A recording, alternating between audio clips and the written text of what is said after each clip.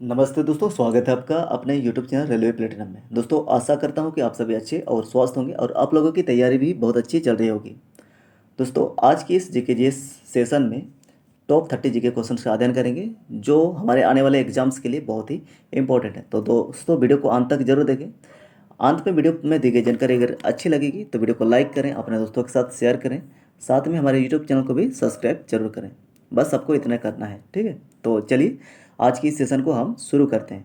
दोस्तों, पहला सवाल आपके स्क्रीन पर, इस सवाल का जवाब आप देने की कोशिश करेंगे। जितना भी सवाल है दोस्तों, इसमें सभी सवालों के जवाब आप देने की कोशिश करेंगे, क्योंकि इससे आपकी मेमोराइज होगा, मतलब आपको याद करने का मौका मिलेगा कि आप किसका इसका सही जवाब क्या होगा। तो दोस्तों, इसका सही जवाब क्या होगा? सवाल जो है पहले, भारत का प्रथम बैंक कौन सा था? दोस्तों, भारत का प्रथम बैंक कौन सा था? तो इसका सही जवाब होगा bank of Hindustan. Bank of Hindustan हमारे देश का प्रथम बैंक था और इसकी स्थापना हुई थी दोस्तों 1770 में। 1770 में इसकी स्थापना हुई थी। ये आपको भी याद रखना, ठीक है। चलिए, अगला सवाल है दोस्तों, किस नदी को दक्षिण भारत की गंगा कहा जाता है? दोस्तों, किस नदी को दक्षिण भारत की गंगा कहा जाता है? तो इसका सही जवाब कृष्णा नदी होगा दोस्तों। कृष्णा नदी होगी? नहीं, इसका सही जवाब होगा दोस्तों कावेरी नदी। ऑप्शन बी इसका सही जवाब है। कावेरी नदी को दक्षिण भारत की गंगा कहा जाता है दोस्तों। गोदावरी नदी को कहा जाता है दक्षिण गंगा, आपको ये याद रखना है, ठीक है। दक्षिण गंगा और ये हो गया दक्षिण भारत की गंगा, तो दोनों में कन्फ्यूजन क्रिएट होगा, तो आपको उसको कन्फ्यूजन को हटा देना। दक्षिण गंगा अगर कहा जाए तो गोदावरी नदी, और दक्षिण भारत की गंगा कहा जाए तो कावेरी नदी, आपको याद रखना है, ठीक है। चलिए, बढ़ते हैं अगला सवाल की तरफ। अगला सवाल है दोस्तों, भारत के पहले उपग्रह का नाम क्या था? दोस्तों, भारत के प्रथम उपग्रह का नाम क्या था? तो इसका सही जवाब होगा दोस्तों आर्यभट्ट। ऑप्शन ए इसका सही जवाब है। ऑप्शन ए सही है। अगला सवाल है दोस्तों, श्रीलंका किस वर्ष स्वतंत्र हुआ? दोस्तों, श्रीलंका जो है किस वर्ष आज़ाद हुआ? सिंपल सी भाषा में, तो किस वर्ष आज़ाद हुआ? तो इसका सही जवाब होगा 1948 में। 1948 में इसका सही जवाब है। ऑप्शन बी सही है। अगला सवाल है दोस्तों, महात्मा गांधी जी के राजनीतिक गुरु कौन थे? महात्मा गांधी जी के राजनीतिक गुरु कौन थे? चित्तरंजन दास, महादेव गोविंद रानडे, रामकृष्ण परमहंस या गोपाल कृष्ण गोखले, क्या होगा? तो सही जवाब होगा दोस्तों ऑप्शन डी, गोपाल कृष्ण गोखले। गोपाल कृष्ण गोखले जो है महात्मा गांधी जी के राजनीतिक गुरु थे। चलिए, अगला सवाल है दोस्तों, किस मुगल शासक को जिंदा पीर कहा जाता है?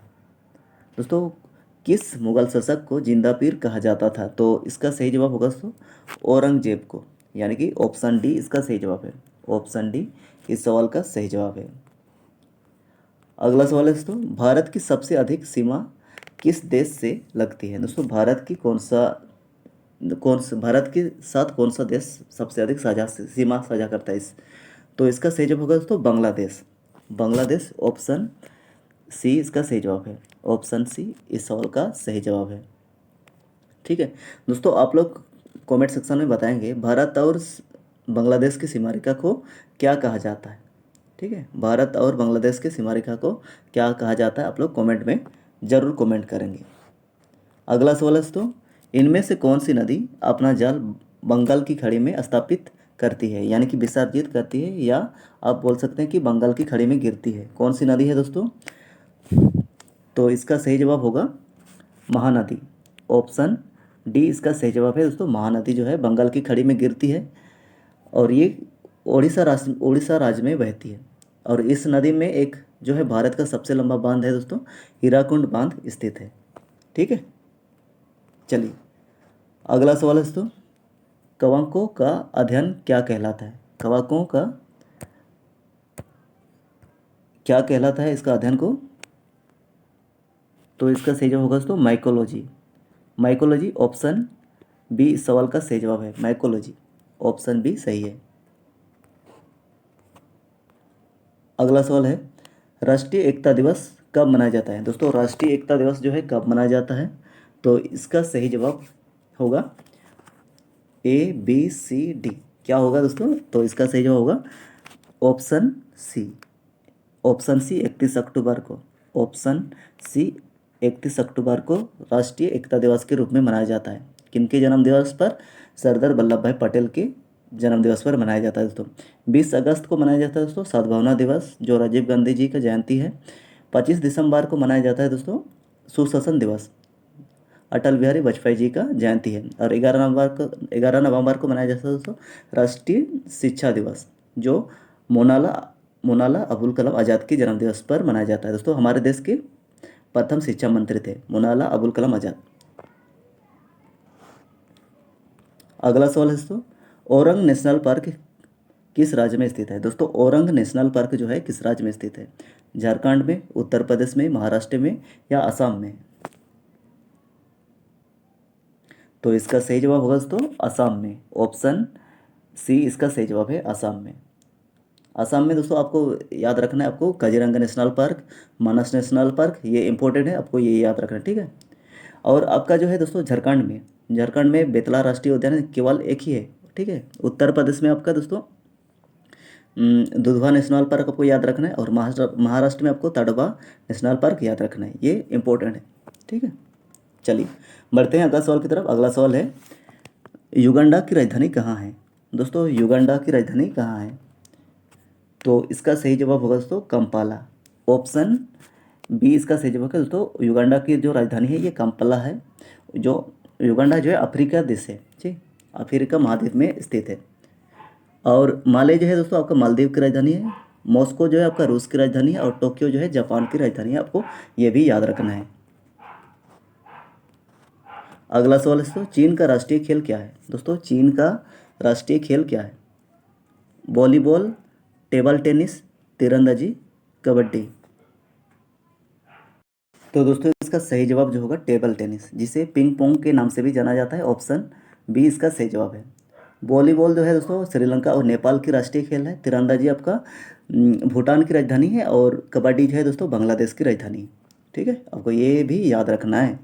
चलिए अगला सवाल है दोस्तों, अढ़ाई दिन का झोपड़ी मस्जिद किस अढ़ाई दिन का झोपड़ा मस्जिद किस राज्य में स्थित है? दोस्तों अढ़ाई दिन का झोपड़ा जो एक मस्जिद है ये किस राज्य में स्थित है? तो इसका सही जवाब होगा दोस्तों राजस्थान। ऑप्शन ए इसका सही जवाब है, राजस्थान में स्थित है। दोस्तों राजस्थान की राजधानी कहाँ है? जयपुर है। और जयपुर को किस सिटी के नाम से जाना जाता है? पिंक सिटी के नाम से जाना जाता है। चलिए अगला है, किस बीमारी को गला घोंटू के नाम से भी पुकारा जाता है? दोस्तों कौन सा बीमारी है जो गला घोंटू के नाम से भी जाना जाता है? टिटनेस, डिप्थीरिया, खसरा या निमोनिया? तो क्या होगा? तो इसका सही जवाब होगा दोस्तों ऑप्शन बी डिप्थीरिया को गला घोंटू के नाम से भी पुकारा जाता है या जाना जाता है। अगला सवाल है दोस्तों, वॉलीबॉल की प्रत्येक पक्ष में कितने खिलाड़ी होते हैं? दोस्तों वॉलीबॉल के प्रत्येक पक्ष में खिलाड़ियों की संख्या कितनी होती है? तो इसका सही जवाब होगा दोस्तों ऑप्शन सी होगा, 6 खिलाड़ी होते हैं प्रत्येक पक्ष में। 4 खिलाड़ी होते हैं दोस्तों आपका वो पोलो में, और 5 खिलाड़ी होते हैं बास्केट के खेल में, और 7 खिलाड़ी जो होते हैं दोस्तों कबड्डी, नेटबॉल, और आपका एक हो गया वाटर पोलो में होते हैं, ठीक है, आपको ये चीज़ याद रखना है। दोस्तों आप लोग कमेंट सेक्शन में बताएंगे कि सबसे अधिक जो है किस खेल में खिलाड़ी होते हैं, कौन सा खेल में है जो सबसे अधिक खिलाड़ी होते हैं, जरूर कमेंट करेंगे। चलिए अगला सवाल है आपके स्क्रीन पर ये रहा, steel authority of India limited की स्थापना कब हुई थी? दोस्तों सेल की स्थापना जो है कब हुई थी? Steel authority of India limited की स्थापना हुई थी दोस्तों 1973 में। 1973 में, यानी कि ऑप्शन ए इसका सही जवाब है। ऑप्शन ए सही जवाब है। चलिए अगला सवाल है, भारतीय राष्ट्रीय ध्वज का डिजाइन किसने किया था? दोस्तों भारतीय राष्ट्रीय ध्वज जो है तिरंगा है, और इसका जो डिजाइन किसने किया था? तो सही जवाब होगा पिंगली वेंकैया। ऑप्शन ए इसका सही जवाब है। महात्मा गांधी जो है हम बापू के नाम से जाने जाते हैं, रविंद्रनाथ टैगोर जिसको गुरु जी के नाम से भी जाना जाते हैं दोस्तों, और इन्होंने क्या था? राष्ट्रीय गान लिखा था। बंकिम चंद्र चटर्जी दोस्तों क्या किया था? इन्होंने राष्ट्रगीत लिखा था, वंदे मातरम। हमारा राष्ट्रगीत जो है दोस्तों वंदे मातरम है, आपको याद रखना चाहिए। चलिए अगला सवाल है, भारत में चिपको आंदोलन की शुरुआत कहाँ हुई थी? दोस्तों भारत में चिपको आंदोलन की शुरुआत कब हुई थी या कहाँ हुई थी? तो दोस्तों भारत में चिपको आंदोलन की शुरुआत जो हुई थी 1973 में हुई थी। 1973 में ये उत्तराखंड राज्य में शुरू हुई थी। उत्तराखंड राज्य में शुरू हुई थी। ऑप्शन बी इसका सही जवाब है। दोस्तों आपसे इससे सवाल अगर पूछे जाएंगे, इससे कुछ व्यक्तियों के नाम पूछे जाएंगे, जैसे कि आपका सुंदरलाल बहुगुणा का संबंध जो है चिपको आंदोलन से, आपको याद रखना है, तो ये इंपॉर्टेंट है। चलिए अगला, बैडमिंटन नेट की ऊंचाई खंभों पर कितनी होनी चाहिए। दोस्तों बैडमिंटन की नेट जो है उसकी ऊंचाई खंभों पर कितनी होनी चाहिए, तो इसका सही जवाब होगा दोस्तों 1.55 मीटर। ऑप्शन बी इसका सही जवाब है। ऑप्शन बी 1.55 मीटर ऊंचाई होना चाहिए। अगला सवाल है दोस्तों, वर्ल्ड वाइड वेब का आविष्कार किसने किया था। WWW का आविष्कार किसने किया था दोस्तों, तो इसका सही जवाब होगा option C Tim Berners Lee. Option C इसका सही जवाब है दोस्तों। ऑप्शन सी इसका सही जवाब होगा टिम बर्नर्स ली, इसका सही जवाब ऑप्शन सी इस सवाल का सही जवाब है। ठीक है, चलिए अगला सवाल है दोस्तों, किस रंग का तरंगदैर्घ्य सबसे कम होता है। दोस्तों किस रंग का जो है वेवलेंथ है सबसे शॉर्टेस्ट है, सबसे छोटा है, सबसे कम है, तो इसका सही जवाब होगा तो बैगनी। ऑप्शन ए इसका सही जवाब होगा। और सबसे अधिक किसका है, लाल का है, आपको ये याद रखना है। चलिए अगला है दोस्तों, स्वर्ण मंदिर कहाँ स्थित है। दोस्तों स्वर्ण मंदिर जो है कहाँ स्थित है,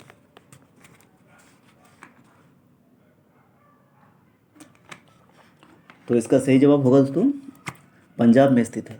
पंजाब के अमृतसर शहर में स्थित है, यानी कि ऑप्शन डी सही है। ऑप्शन डी इसका सही जवाब है। अगला सवाल है दोस्तों, कल्पना चावला के अंतरिक्ष शटल का नाम क्या था। दोस्तों कल्पना चावला जो है हमारे देश की प्रथम महिला है जिन्होंने अंतरिक्ष पर गई थी, जो कि अंतरिक्ष में गई थी। ठीक है, पहला व्यक्ति, प्रथम महिला थी। तो इसका जो शटल है तो कौन सा, क्या नाम था, कोलंबिया। ऑप्शन डी इसका सही जवाब है। ऑप्शन डी इसका सही जवाब है। अगला सवाल है दोस्तों, एयर इंडिया के संस्थापक कौन थे। एयर इंडिया के जो फाउंडर है वो कौन थे, भारत सरकार, JRD टाटा, नरेश गोयल या जहांगीर वाडिया, क्या होगा, तो इसका सही जवाब होगा दोस्तों option B JRD Tata. Option B सही जवाब है। अगला सवाल है दोस्तों, विंग्स ऑफ फायर पुस्तक के लेखक कौन है। दोस्तों विंग्स ऑफ फायर के लेखक कौन है, तो इसका सही जवाब होगा दोस्तों APJ अब्दुल कलाम। APJ अब्दुल कलाम को हम लोग मिसाइल मैन के नाम से भी जानते हैं। ठीक है दोस्तों, इन्होंने इस पुस्तक को लिखा है। अगला सवाल है दोस्तों, दलहनों की रानी किस दाल को कहा जाता है। किस दाल को दलहनों की रानी कहा जाता है, चना को, मटर को, मूंग को या अरहर को, तो इसका सही जवाब होगा दोस्तों मटर को। ऑप्शन बी इसका सही जवाब है। पी इसका सही जवाब, मटर सही जवाब है। दोस्तों दलहनों का राजा कहा जाता है चना। ठीक है, गरम चना को कहा जाता है। ऑप्शन ए होना चाहिए, लेकिन यहाँ पे रानी पूछा गया इसलिए मटर इसका सही जवाब है। अगला सवाल है दोस्तों, भारत के प्रथम उप प्रधानमंत्री कौन थे। भारत के प्रथम उप प्रधानमंत्री कौन थे, तो इसका सही जवाब होगा दोस्तों सरदार वल्लभ भाई पटेल। सरदार वल्लभ भाई पटेल, ऑप्शन डी इसका सही जवाब है। अगला सवाल है दोस्तों, 1987 में इंडियन स्टैंडर्ड्स इंस्टीट्यूट का स्थान किस संस्था ने लिया था, किसको रिप्लेस किया था, तो इसका सही जवाब होगा दोस्तों BIS। ऑप्शन बी इसका सही जवाब है। अगला सवाल है दोस्तों, और आज का अंतिम सवाल, मानव रक्त का pH मान कितना होता है। दोस्तों हमारा जो ब्लड है उसका pH मान क्या होता है, pH वैल्यू जो है क्या होता है, तो सही जवाब होगा दोस्तों 7.4। ऑप्शन डी इसका सही जवाब है। ऑप्शन डी सही जवाब है। तो दोस्तों आज का ये सेशन के सभी सवाल हो चुके हैं। अब आपकी बारी है क्वेश्चंस ऑफ द डे। तो इन सवालों का जवाब आपको कमेंट सेक्शन में लिखना है। ठीक है, तो कमेंट सेक्शन में आप लोग जरूर लिखेंगे। पहला सवाल है, भारतीय रिजर्व बैंक की स्थापना कब हुई थी। दूसरा है 1948 में कौन सा देश आज़ाद हुआ था, स्वतंत्र हुआ। तीसरा सवाल है, स्वामी विवेकानंद के आध्यात्मिक गुरु कौन थे। चौथा सवाल है, भारत के प्रथम शिक्षा मंत्री कौन थे। पांचवा सवाल है, रूस की राजधानी कहाँ है? और 6वां सवाल जो है दोस्तों, भेल का पूरा नाम क्या है? तो दोस्तों आप लोग को कैसा लगा ये सेशन, प्लीज़ कमेंट करके बताइएगा। अच्छा लगा है वीडियो को लाइक करें, अपने दोस्तों के साथ शेयर करेंगे और साथ में हमारे यूट्यूब चैनल को भी सब्सक्राइब जरूर करेंगे। मिलते हैं अगले वीडियो में नई जानकारियों के साथ, तब तक के लिए बाय। जय हिंद, जय भारत।